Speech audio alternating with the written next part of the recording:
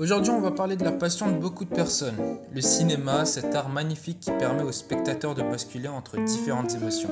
À part les quelques fois où les films sont Je vous assure, je suis vraiment désolé.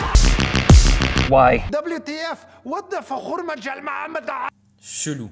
Mais c'est pas vraiment à ce type de film qu'on va s'intéresser aujourd'hui. Les genres, il en existe des dizaines, mais selon moi, les plus impressionnants sont ceux qui sont tirés d'histoires vraies. Cette année a été marquée par la sortie de nombreux films de ce genre, comme Bohemian Rhapsody, Vice ou encore First Man. Du coup, je pense que c'est là le moment où on commence la liste des 5 meilleurs films tirés d'histoires vraies, alors commençons sans plus tarder. On commence ce voyage cinématographique avec un film très récent réalisé par Damien Chazelle, qui a aussi réalisé La La Land, Whiplash, mais aussi 10 Cloverfield Lanes.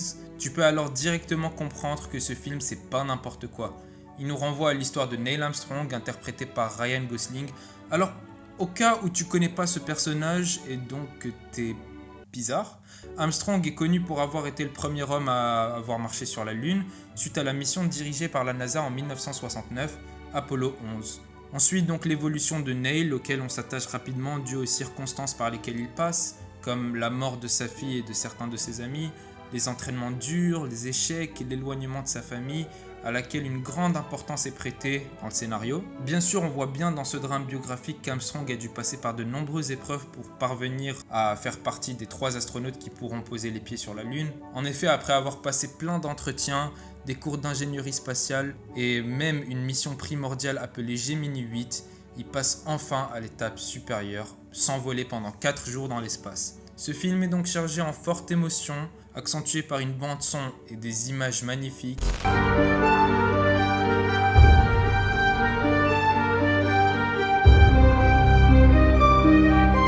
Houston, we're station keeping on the agenda about 160. Okay, stay focused, gentlemen. We're only halfway there.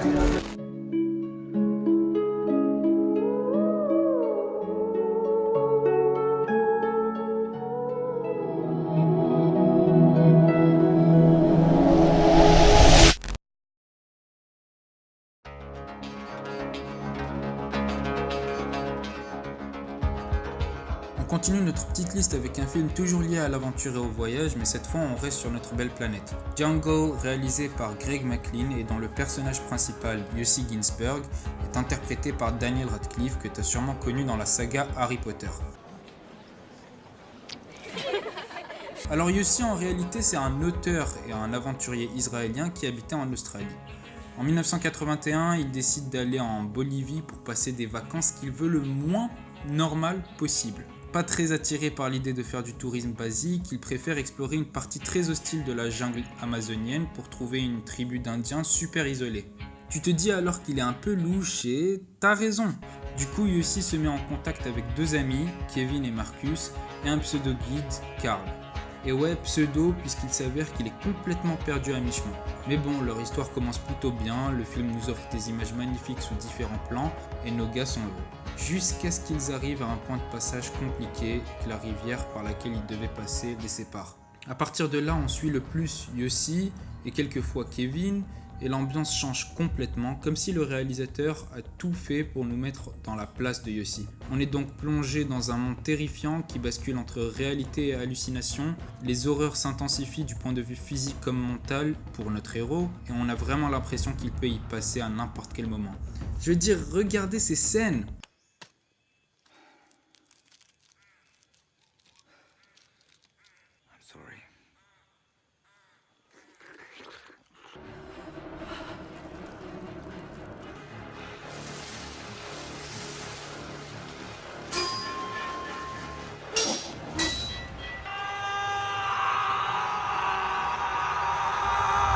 Et c'est pas les pires scènes. La force de ce film, c'est donc vraiment la façon dont l'histoire est racontée et le réalisme des faits, sans oublier les images qui nous offrent une véritable prouesse technique.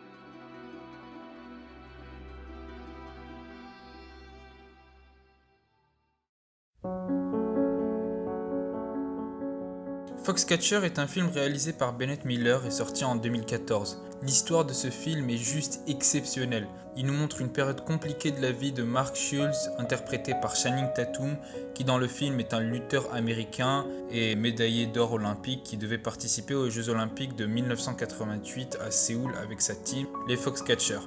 Sa vie n'est pas vraiment au top puisqu'il se sent éclipsé par son frère Dave qui lui aussi est dans le milieu de la lutte. Mais durant les 4 années qui précèdent les Jeux Olympiques, il est invité par un milliardaire, John Dupont, qui lui propose d'emménager chez lui pour l'aider à s'entraîner et à mettre en place un camp d'entraînement. Cette proposition plaît donc à Mark qui se dit qu'il pourra enfin sortir de l'ombre de son frère et devenir le meilleur lutteur du monde. Et donc accepte bien gentiment, ce qui fait kiffer Dupont. Good. Il se lie donc davantage à Monsieur Dupont, qu'il considère petit à petit comme son nouveau père. Mais ce qu'il ne sait pas, c'est que son entraîneur réfléchit d'une façon folle et très malsaine. Regardez ce regard. Mensonge, jalousie, arrogance, manipulation. Du coup, il va changer progressivement d'attitude avec Mark et va vouloir qu'il adopte ses mêmes habitudes. Ce comportement va donc rapidement nuire à l'entraînement de notre champion qui est déjà très fragile et la descente aux enfers pour lui va commencer. Dépression, enfermement sur soi, prise de poids. Mark est à bout de souffle et ne veut plus entendre parler de son entraîneur qui lui met beaucoup trop de pression. Les émotions exprimées dans ce film sont donc si puissantes qu'on a juste de la peine à voir Schultz dans cet état. D'ailleurs, lors de la scène où il se met à tout casser dans sa chambre, Channing Tatum se laisse emporter par les émotions et se blesse réellement.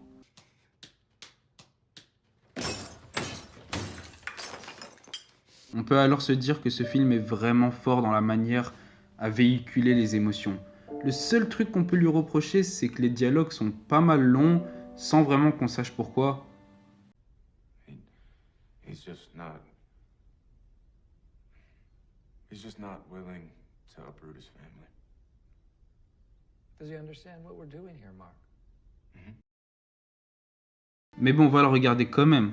Tu le regretteras pas, parce qu'à la fin, de toute façon, il y a une scène qui va de toute façon te laisser choqué.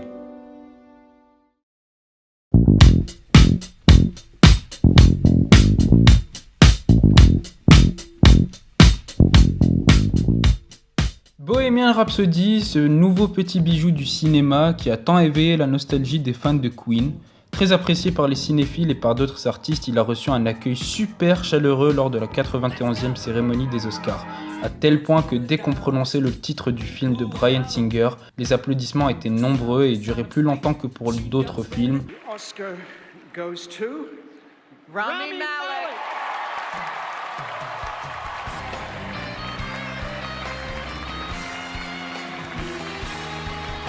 À part pour Roma.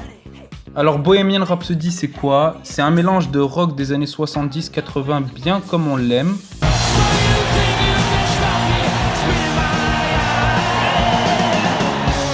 De personnages hyper attachants avec des jeux d'acteurs tellement bien réalisés, surtout pour Rami Malek, et d'un récit mis en avant de manière excellente avec des parties comiques et dramatiques. Du début jusqu'à la fin, l'aventure de Queen le captivera. La création du groupe, l'ascension du groupe, les problèmes du groupe et la solidarité de ses membres. Tout est si bien travaillé. Donc oui Bohemian, tu mérites tes 4 Oscars. Et la cerise sur le gâteau, la scène de fin mythique devant un stade de Wembley plein à craquer. Une atmosphère magique, surtout lors des interactions entre Freddie et le public.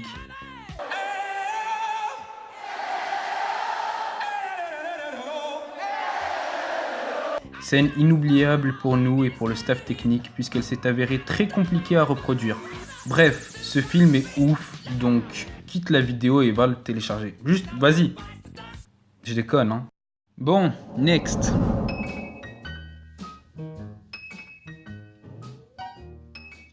Par où commencer ?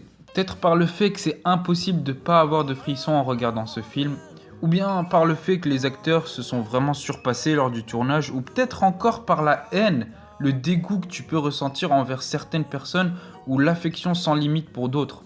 J'ai maté ce film il y a 2 semaines et j'en suis tombé amoureux. L'histoire se passe en 1962 aux États-Unis, donc petit point historique rapide. À cette période-là, on approche de la fin de la ségrégation raciale entre noirs et blancs en Amérique. Bientôt la fin d'une horreur ayant duré beaucoup trop longtemps. Cependant, même si c'est la fin, le racisme perdure encore, surtout au centre et au sud du pays, connu à l'époque pour la xénophobie et l'idée de suprématie des Blancs envers les Noirs, principalement en Louisiane, au Texas ou encore en Arkansas. Retournons maintenant au film. Tony Vaiolonga, désolé de la prononciation, personnage principal interprété par Viggo Mortensen et videur de cabaret. Quelques jours plus tard, il est engagé pour conduire et protéger le docteur Don Shirley, célèbre pianiste de jazz d'origine jamaïcaine, lors de sa tournée dans le sud des États-Unis. Ils devront ensemble utiliser le Green Book, un guide indiquant les lieux acceptant les gens de couleur. Au fil de la tournée, Don Shirley va subir de nombreuses humiliations et fera face à beaucoup de problèmes. Il sera par exemple interdit de manger là où les blancs dînent, ou interdit de dormir dans des hôtels de blancs, et tout ce genre de conneries. D'abord indifférent puisqu'assez méfiant, Tony commence petit à petit à s'intéresser au talent du pianiste, qui va soutenir et lui venir en aide plusieurs fois. Donc ce qui te donne surtout des frissons en regardant ce film, c'est l'évolution de la relation entre ces deux personnages, qui à la base sont si différents. Avec un petit côté humoristique, ce film est juste parfait. Les images qui nous excitent la pupille.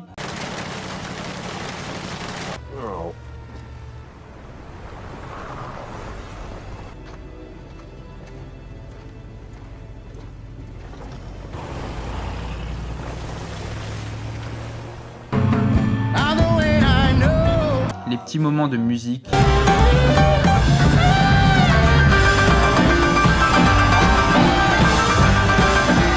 Juste waouh. Alors voilà, les films tirés d'histoires vraies, il y en a plein et chacun a un charme ultra puissant, puisqu'en fin de compte, toutes ces histoires sont impressionnantes et bel et bien vraies. J'aurais pu vous parler de plein d'autres films super intéressants, comme Blanche du Mossad, Lion ou encore À la recherche du bonheur. Pour certains, ces films seront considérés comme cultes et pour d'autres, juste un passe-temps. Personnellement, j'ai vraiment kiffé les regarder et vous en parler.